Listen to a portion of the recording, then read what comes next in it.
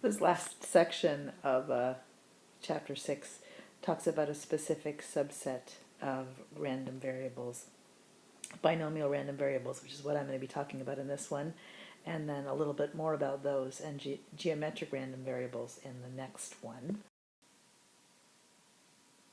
We're going to be focusing in this one on binomial random variables, how you can recognize them, and then how we calculate the probabilities.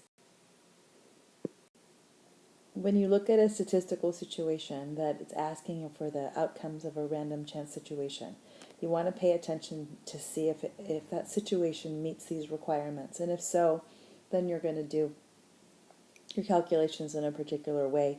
So a binomial setting, there are 4 things that need to occur. One is it binary? That means that the outcomes of the trials, even though there might be 8 different things that can happen, you're going to be able to split them up into a success or a failure. And normally paying attention to a specific number of times something happens. Are the trials independent of one another? Do you know ahead of time going into it the number of trials or repetitions that are being expected? And then do you know that the probability of what a success is, and it's the same probability every time? Let's give an example that we've had in class. We collected data on, and then we'll continue to look at tossing 3 coins 20 times. So we know that each toss is independent of the tosses before it. And we're going to define our variable as 2 heads being a success. And we find out that then we also know the probability of that success is 3/8 chance. So we've met all the requirements. It is binary. You either get 2 heads or you don't. Each of the tosses is independent. We have a fixed number of trials, and then we know the probability. So this is an example of a binomial random variable. Then from there we can start looking at specific values of x.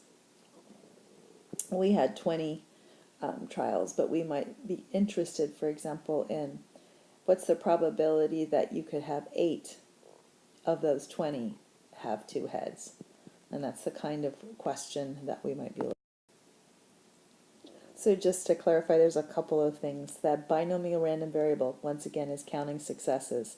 A distribution is the probability distribution of this kind of thing. It's going to look the same way with a table or with a graph, same way as a normal or another kind of probability distribution. Key issue is number of trials is known ahead of time. The probability of the success is the same every time, and you know what it is, and the possible values of x from 0 to n. So let's use our example of the number of times you got 2 heads in the 20 tosses. If we're paying attention to specifically to the number of times we got 8 out of the 20, then the probability of random variable x would be 8. If we wanted to know none of them, then the probability of random variable x, binomial random variable x, would be 0. All of them, x would be 20. So when it says the possible values, that means it could be anything from 0 to the total number of your trials. So we're going to look at a specific situation, and the minute you see a probability situation, you want to kind of run yourself through the acronym that will help you figure this out. So each child in this case is a particular pair of parents that there's a probability of 25% that they have type O blood. Genetics says that children receive genes independently, and the parents have 5 children. So we're going to look at the count X of children with type O blood. This is a binomial random variable because we are defining a success as having type O blood, and a failure then would be not having type O blood. Genetics says it's independent. We know the fixed number going into it, which is 5, and we know the probability, which is 0.25.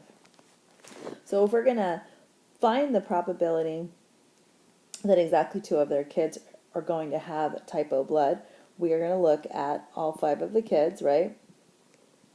And we want 2 of them to have type O blood, so there's a 25% chance and then the other one would have 75% chance of occurring, 75%, 75%. So here is one possibility. They have a success, a failure, a failure, a failure. First two kids are zeros, type O's I mean, and the other one. So we could write that also with exponents. Here's the two that are a success, and here are the two that are considered a failure. Not really, because they have type 0 blood, but you know what I mean. There's more to it, though, when there's a binomial probability, because the way I set this up is only one of the possibilities of when the kids are born. The first two could be type O, and then the other ones wouldn't. There's more arrangements. So here we have the arrangement that I set up. The first two kids have type O, and then the last three kids don't. Here's the probability, and then here's the probability of the failures, and we go ahead and calculate it out. And we get the probability of this one arrangement occurring is that, well, there are more than one arrangement that could work. For some reason things are weird with the video tonight, I'm sorry. On the last screen I showed you the two first kids having the type O, and then the last three. That's one way that the kids could have been born in that order. And that's also this one, for example. What if the first two kids did not have type O, and the third did, fourth did, and fifth did? There's a total of 10 ways that the children could be born and still have two kids have type O blood. And so you would take the original calculation of the probability of the two that do have it and the three that don't have it, and then you're going to have to multiply that by what's called the binomial coefficient.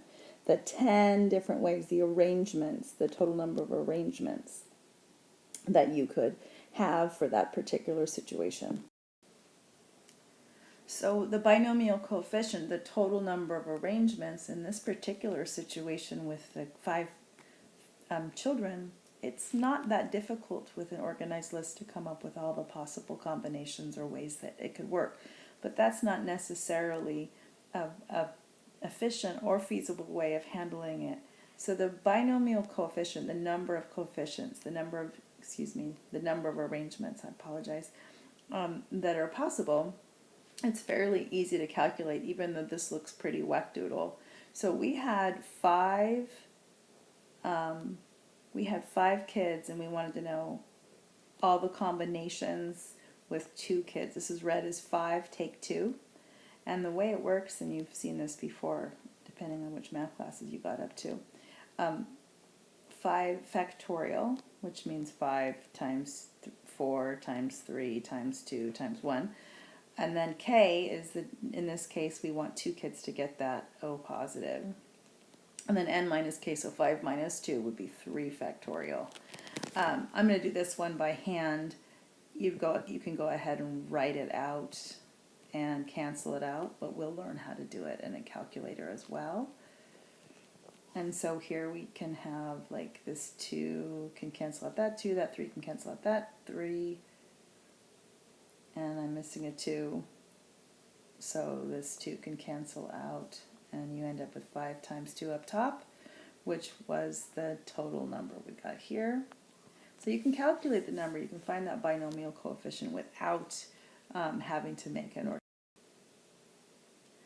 So to find the total probability, you're going to need this binomial coefficient, and then we're going to multiply it times the probability of a success as many times as we want. In this case, we're talking about 2. So we'd have the 10, probability of success is 0.25 twice, and then the probability of a failure would be 1 minus the probability of success, which is 75%, and then N minus K would be 3. And that's how we would calculate the probability that we have 2 kids with a probability of 25% and 3 kids, the probability of 75%, and there's 10 ways of that happening, and then we calculate it. A couple of quick things if the symbolization gets confusing to you. First off, K can be any number we can choose from 0 to N. In our case, we were talking about K being 2, but we could also talk about K being 3, which is 3 children, and 4 being 4 children, and 5 being 5 children in this case. Factorial means that number times 1 less than that number, whoops, that's not 1 less, times 1 less than that number, times 1 less than that, all the way down to 1. 0 factorial is defined as 1, as well as I might remind you that something to the 0 power is also 1.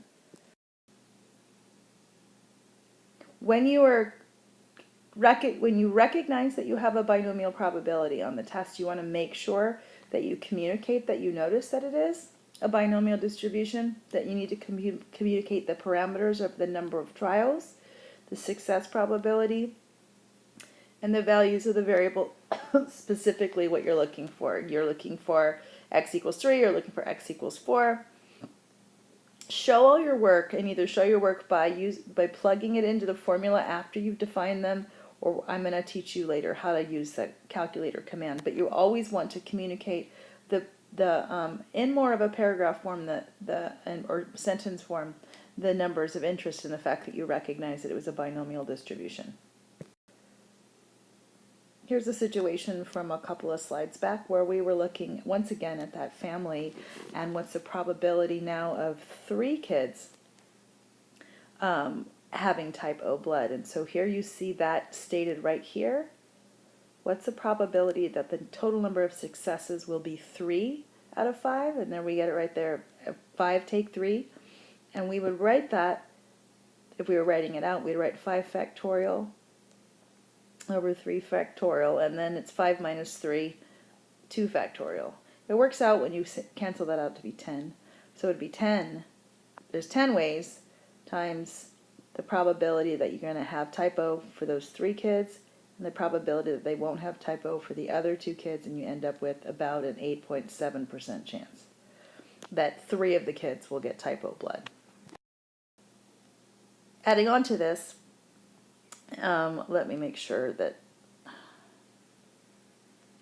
it doesn't come through properly. I don't know why. So if we wanted to check in to see if more than 3 kids having type O blood, what's the probability of that? Should they be surprised if more than 3 of their kids have it? We would then look at just the probabilities of x equals 4 and x equals 5. So we'd have 5 take 4, and then here's the chance that you get it 4 times. Here's the chance you don't get it 1 time. And we're going to add it to 5 given 5, which is just 1. And then here's all 5 getting it and all no kids not getting it. And remember, this would be just a 1. So here's the probability of 4, and here's the probability of 5. We add it all together.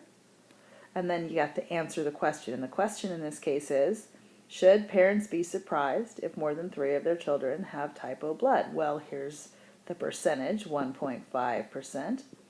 And since 1.5% is so low, then if more than 3 of their children had type O blood, their parents should be surprised.